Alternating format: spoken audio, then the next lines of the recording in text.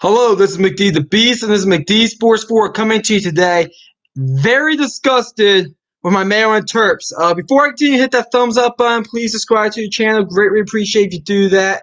I have a subscriber goal of 250 subscribers, which I'd love to hit by the end of the year. Just go ahead and hit that subscriber button. If you're new to the channel, you won't. The Maryland Terps are absolutely pathetic as far as I'm concerned. How the hell do we turn over the ball 3 separate times in the first quarter? How does that happen? 2 special team blunders. I mean, what the hell are we doing? Miscue after miscue. Throws the Nebraska quarterback, Adrian Martinez, throws the ball. We tip it twice. It lands in the guy's hands for a touchdown. What are we doing? And then about to kick a field goal and make it 34-0 here at halftime. This is pathetic. I'm embarrassed. I'm not even wearing Maryland gear.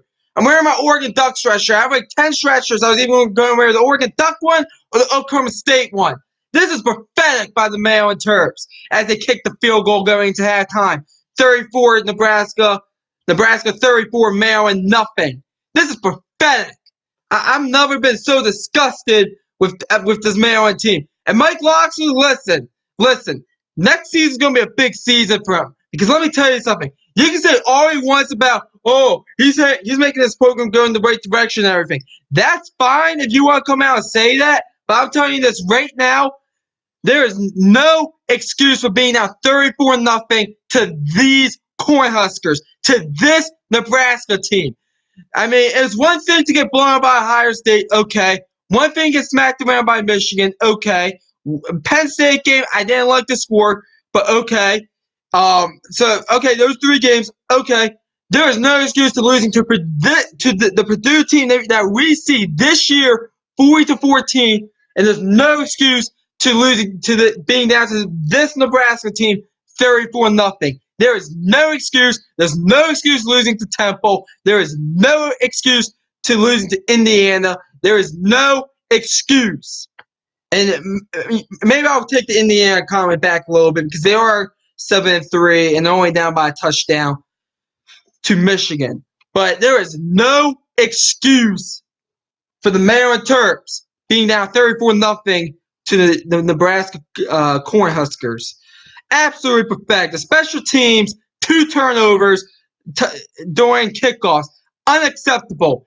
Absolutely unacceptable. Now, granted, the other turnover, the defensive back, he basically he did make a good play putting the helmet on the ball, but I mean, Maryland is playing like garbage. I don't even care what happens next week with them and Michigan State. I don't care what the hell the score is. If we win, great. If we lose, great. I could care less about next week's game against Michigan State.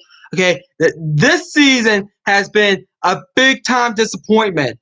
This team has the talent to make a bowl game. And obviously, we're not going to be doing that. But, I mean, how pathetic. I mean, this is a pathetic performance right here. Who cares what happens in the second half? I mean, if we come back, great. But I thought these 2 final games were games that I thought we could have won, especially this one. There's no way Nebraska is 34-0 better than us in one half. I mean, Mike Locksley has some serious questions to answer. This is going to be the 3rd unacceptable loss of the season this season. Okay? Should be Purdue. There's no way Purdue's 40-14 better than us. Should be Temple. That was on Locksley losing to Temple. And then should have went ahead and probably be beating this team. Indiana game we probably should have won as well. The Maryland Terps have been pathetic this season. And next season, we open up the season against Towson and Northern Illinois and West Virginia in our non-conference. The West Virginia game's on the road. We'll probably go 3-0 in that and then turn around and absolutely, positively crap the bag, go 2-7 in the Big Ten. I mean, that's what we'll do. I mean, Mike Locksley better have some answers next season. I don't care about what happens in the second half. I don't care what happens next game against Michigan State. They better be some answers given for the Maryland Terps because we got to figure several things out. We got to go ahead and we got to figure out this offensive line, the quarterback situation. We got to go ahead recruiting wise, we're not doing that great. I mean, listen, part of the reason because of this really is because of the whole Jordan McNair death. That's part of the reason. But Mike Locksley, everybody was coming in here saying how Mike Locksley was the guy for the job. He is blatantly not proving it. Next season is going to be a big season for him. That's all I got to say. Special teams coordinator should be fired at halftime as far as I'm concerned. It is really pathetic. I can't wait to go to a Clemson watch party in Washington, D.C. next Saturday. When you guys play South Carolina, you guys should beat them easily by 3-4 touchdowns. Waheem, how are you doing? Jesus, man. Absolutely. This game should be at least competitive. There's no way Nebraska's 34-0 better than the Maryland Terps in one half. But let's go through these scores real quick. By the way, the post game is going to be really quick. It's only going to be 10-15 minutes. The halftime is going to be much longer because I have plans tonight that I need to get to. I'm already putting some people off by nearly 2 hours. Okay, Boston College, Notre Dame. Notre Dame's up. Number 16, Notre Dame up 33-7, 14-14 left in the fourth quarter. Basically, that's what you expected. I had Notre Dame minus 19, and it looks like that's going to happen. Boston College is not that good of a team. 24 Appalachian State up 35-13 on Texas State. They started out really slow, but then they turned around and went ahead and started to pull away. There was 4:51 left in that one. Then it looks like they're going to remain a one-loss team there. Georgia Southern, Arkansas State. Arkansas State's up 35-19. I believe I picked Georgia Southern, so bad pick there by me. There's still 13:47 left in that one. Georgia, Texas A&M. Number 4 Georgia versus A&M. They're up. Georgia's up 13-3. Probably your game of the week in the 3:00 slot there. Michigan, Indiana, number 13 Michigan. They're up 21-14 on Indiana. Number 14 Baylor's up 7-3 on Texas. USC's up 24-14 on UCLA. I think UCLA is going to make that game though, make it very competitive. 25 SMU, they're up 21-10 on Navy. I picked SMU to win that one. 49-0 North Carolina against Mercer. 21-0 Virginia Tech against Pitt. I've been keeping an eye on that one. Pitt has really been kind of disappointing in this one, in that game. Marshall, Charlotte. Marshall's up 10-7. UAB, Louisiana Tech. UAB's up 13-7. Rice is up 20-0 on North Texas. North Texas has been pretty disappointing this year. Let's see. Western Kentucky, they're up 21-7 on Southern Miss. I need Southern Miss to get it together. I picked them to win that game. I'm not going to talk about the Nebraska Maryland game. I already said my thoughts on that. Vandy, East Tennessee State. Vandy's up 21-0. Got kicked off there in the third quarter. 12 minutes left in that one. Kentucky, they're up 29-0 on UT Martin at halftime. Wisconsin, number 12 Wisconsin, they're up 21-17 on Purdue with 3:26 left in that one in the second quarter. Number 18 Memphis, they're up 14-10 on South Florida with 5:56 left in that one in the first half. UTEP's up 13-7 on New Mexico State with 1:29 left in the half. Cal and Stanford, they're tied at 10. Cal's driving down the field. Looks like they're going to try to get a score or at least a field goal or something to go up at halftime. But they're tied at 10 with 59 seconds left.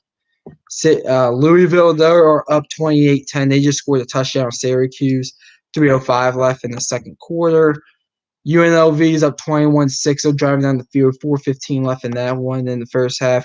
14-7 Middle Tennessee over Old Dominion. So yeah, but that's just getting the second quarter kickoff there. Coastal Carolina, UNLV, they're tied at 7. They just kicked off the game. And then Louisiana's up 7-0 early on Troy. So those are your scores. Maryland's been very disgusting this first half.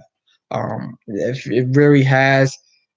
I mean, here, another one thing on my Bleacher Report: two male defenders tipped the ball, and Nebraska catches the touchdown. I mean, my God. I mean, that was embarrassing. A&M and Georgia are about kickoff. And I do want to talk about a few things. One, the Big Ten Network is absolute garbage. It's absolute garbage. It's that simple. I listened to the pregame show, and it's garbage. It is absolute garbage, the Big Ten Network. I mean, I make jokes about the ACC network sometimes. The Big Ten network is worse. A few other quick notes on next season for football is going to be a bit different on the McD Sports 4 YouTube channel. I mean, last season I kind of just experimented to see if I liked the YouTube, and I did. This year's really my first year going in and doing like the whole process. Next year, I'm gonna make some changes, and there's gonna be, and hopefully it'll even be better. You'll have more subscribers. By the way, 250 subscriber goal by the end of the year. Go ahead and hit that subscriber button if you're new to the channel, because I'm really trying to grow this channel. I really appreciate if you do that. It's free. It doesn't cost you anything. So yeah, and then next season is gonna be a lot different. It's very clear now in Georgia. It was raining a lot there in the first half. The rain's coming here. And I don't know. And by the way, speaking about the rain, why would anybody waste some money on mailing for this game? Maybe except some of the friends of the seniors graduating. Why would you waste your money on this? Why? I mean, I don't get it.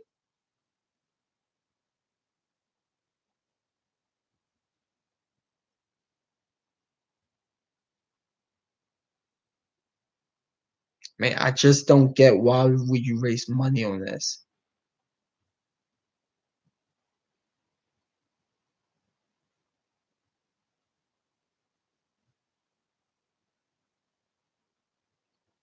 I mean, I really don't. Next game is against Michigan State. They're going to try to get a win to get into bowl eligibility, back themselves into a bowl game. But I'm serious. Next season, it has to be different. I mean, we better at least go 4-5 in the Big Ten. I mean, I looked at their schedule. We'll beat Rutgers. We have Indiana, Minnesota. I think the teams out of the West are Minnesota, Wisconsin, and the Wisconsin games at home, and I believe we have Nebraska again. I want to say, or maybe no, we have Northwestern actually. So Northwestern and Rutgers we should beat without a problem. Um, should be Indiana. We get Michigan State at home. That's 4. Wisconsin, I think they're going to take a step back next year. I mean, I'm telling you, Maryland, they got to do something. I mean, we got to get in a bowl game. We have one FCS school in Towson, which we're facing, and we have Northern Illinois and West Virginia. We'll probably win all 3 of those, knowing Maryland. We'll win like a big non-conference game, and then we'll turn around and lose a bunch of Big Ten games. So something's going to have to change. Next year's a big year for Loxley, as far as I'm concerned. I do believe a coach gets 3 years. If he doesn't have a good year next year, he will be on the hot seat in 2021. That I can guarantee you. But yeah, we'll see what happens.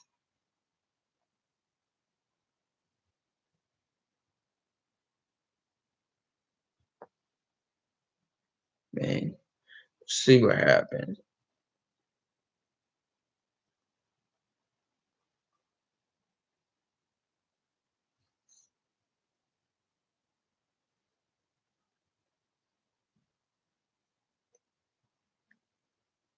I want to end the stream now.